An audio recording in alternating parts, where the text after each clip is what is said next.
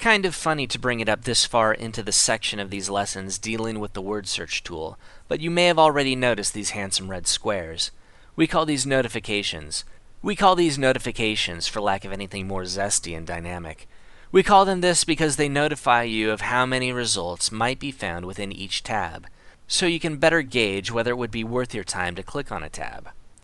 Beyond the 3 tabs we've already discussed, primary, secondary, and wildcard, we currently have 3 more tabs that will commonly appear when you run word searches, and we may add more down the line.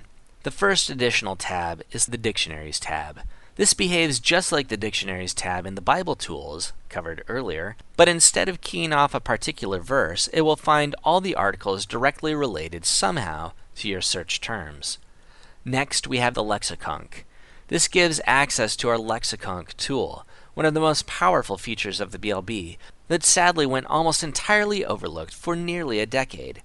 With the new version of the site, we've been able to bring it more front and center, making it easier for users to check out the wonderful things it can do. We'll be covering the Lexicon in its own lesson in the Advanced BLB section of tutorials.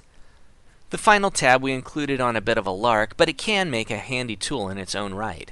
The FAQ tab compares your search term against the BLB's theological articles and then returns a list with all of the appropriate articles.